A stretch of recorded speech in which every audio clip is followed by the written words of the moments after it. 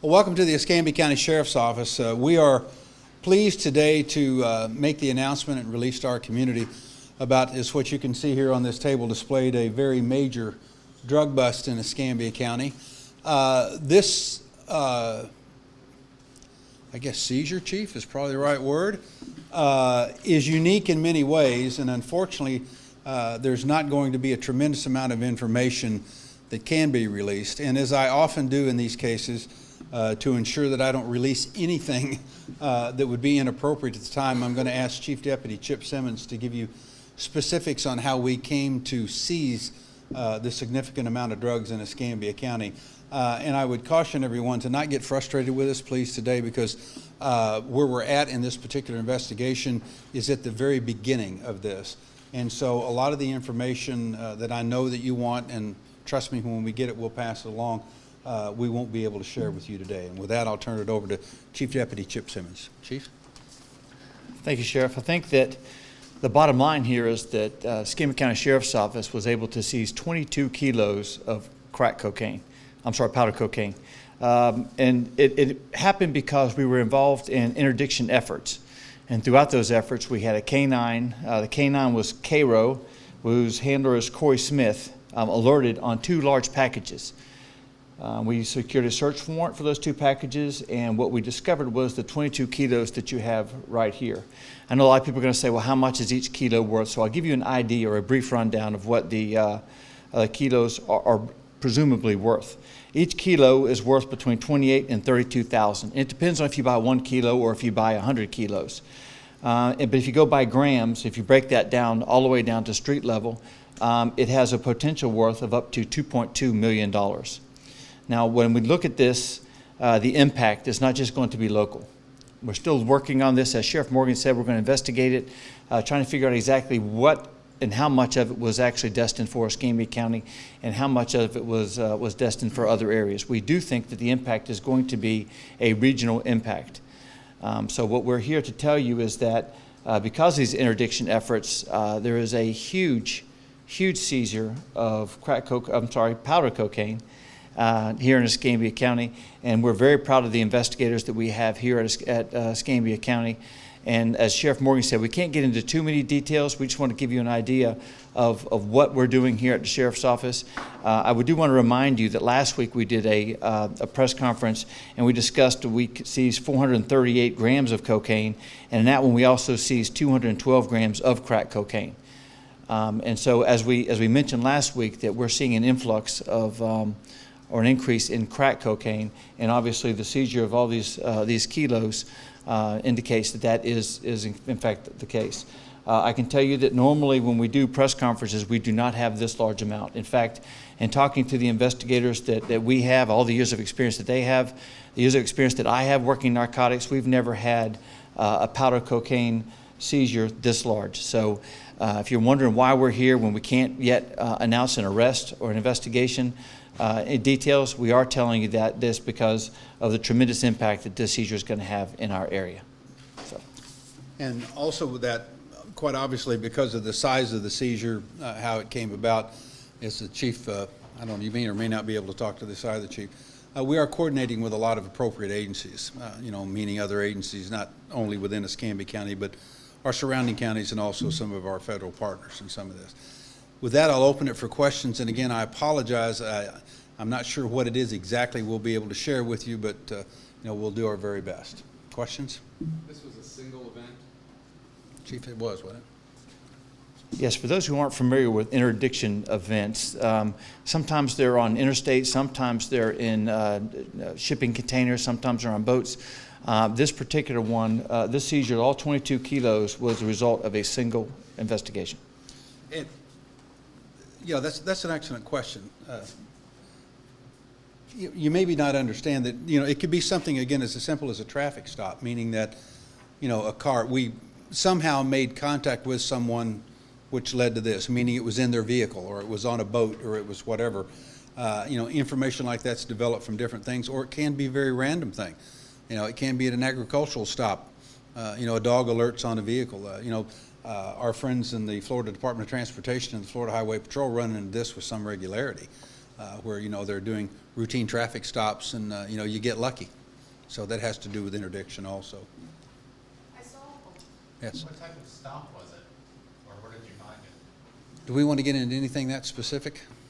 No, I think, Sheriff, what we can just Yeah. tell them is that, again, it was not the result of a single stop, but I can tell you it was an interdiction effort. And again, with the details, as you can imagine, with this large amount of cocaine, there's a lot of stuff that we're looking into and still working on. So there's not a lot we can get, give to you now except for that. I saw that it was the packages that were surrounded by sort of a substance. Can you tell us, you know, what they were found in or what that substance could be? Yeah, what it is here, it's spray foam insulation. What they typically do will try to hide it in a larger box or area, storage area, and then what they will do is they put, in this case, they put spray foam insulation on it to keep it secure, and also with an attempt to mask the odor. Yeah, that's quite obvious for, you know, sniffing canine dogs. They want to mask any odor that would come out, and so therefore you go through that, and then the shrink wrap packaging too. Were there any weapons or anything aside from the cocaine found in the arrest? Not prepared to speak to that issue. Yes. I'm going to phrase this in a general way.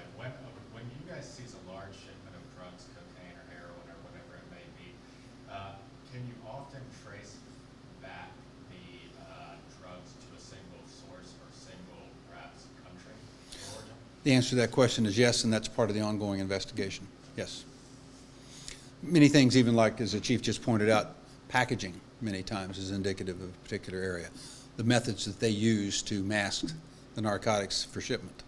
Since you already spoke to the spray foam, can you speak to that in terms of what that might be indicative of? No.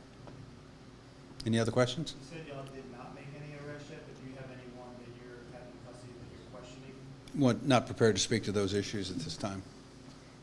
Yes. Was the DEA involved? No. So you guys aren't saying right now where the origin of these drugs? No.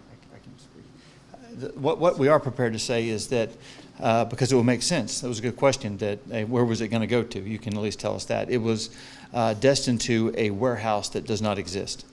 So again, as you know, the question about, you know, where's the destination, these are all things that we obviously will look into. And anytime there's a seizure, certainly one of this size, we will look into as much of, you know, the destination, the origin as we possibly can. And as Sheriff alluded to, we're working on that right now. Again, the destination was a warehouse, and that warehouse does not exist. So Do you like that riddle? We interdicted the drugs headed for a warehouse that doesn't exist. That makes everybody following us here? Can you say a city, the location, the destination was supposed to be in? In Escambia County. It was Escambia. Yes. Was that a 1620 radio station, was it, Chief? Yes, sir. Was headed for, yeah. Can you also the general area of where it's found? No. No. I guess what would your message be to the people involved in, you know, the drug trade, especially these people, like you're trying to hide it, you guys found it anyway? Yeah, you keep sending it, we'll keep finding it. You might want to try doing business someplace else. Any other questions?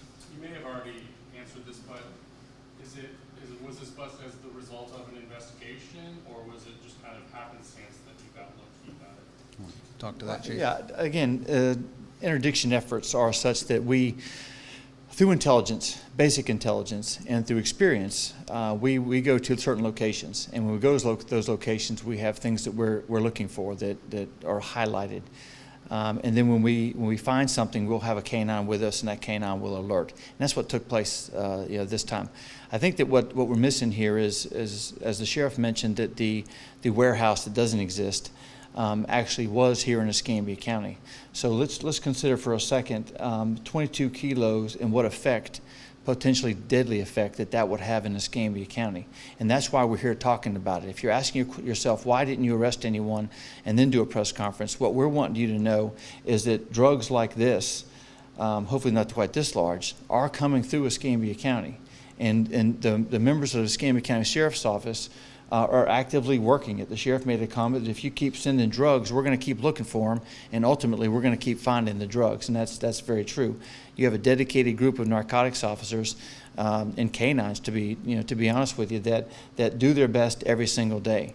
And sometimes you get drugs like this. And again, as I mentioned before, I talked to a lot of the narcotics officers who have hundreds of years of experience, and this is, to their knowledge and to their memory, the largest powder cocaine seizure that we've had in Escambia County history. So consider the lives that this particular seizure may have saved. And that's why we're so proud of the efforts that we're going here. And again, as I mentioned before, this is not just an Escambia County impact. With this amount of drugs, this is going to be a regional impact that's going to be felt for some time. And again, Andrew, great questions, and we do apologize that we can't answer to any level of specificity for this. Should we infer that you're having a press conference without details, that this announcement itself is part of your law enforcement strategy? Yes, and also to let the community know, as the chief said, 22 is a large number, kilos of cocaine. That's a lot of drugs off the streets of Escambia County. That's a major impact for a community of our size, and as the chief said, it's regional. It's not just here. That's your raw product there that hasn't been, we used to talk about it being stepped on. I guess more general, what kind of impact could that much have on a region in terms of how many states and places that could affect such a large number? Well, that'd be difficult to assess based upon its distribution. I mean, obviously, the smaller the distribution area, the more of an impact that it would have. So, yes. This is obviously like a wholesale sale amount of drugs that somebody, as you said, would distribute, and who knows how, but in terms of 1 kilo here, 1 kilo there. But is Escambia County viewed by local law enforcement as a place that a shipment this large, or maybe it is the largest ever, so maybe not quite this large, but large shipments of drugs will come and that it is a distribution point? Well, we're on the Interstate 10 corridor, and for those of you that don't know, Interstate 10 corridor is the most dangerous highway in the United States of America. There are more rapes, robberies, murders, kidnappings, human trafficking, drugs that take place on Interstate 10 than any other interstate in the United States. And where does Interstate 10 go through? Right through the center of Pensacola. And if you go down the road a little ways, in order to get into the first major city in Santa Rosa, you've got to do what? Get off the interstate. So our accessibility for that traffic pattern, if you will, for all sorts of crimes, and especially drugs, is Pensacola, right off the interstate. And I remind everyone, where a lot of your drugs come from in South American countries, et cetera, we tend to forget, you can drive to South America. You don't need to take a boat. You don't need to take a plane. You can drive to South America. And so we are a major thoroughfare and, yes, entry point for narcotics. Any other questions? All right, everybody. Thank you very much.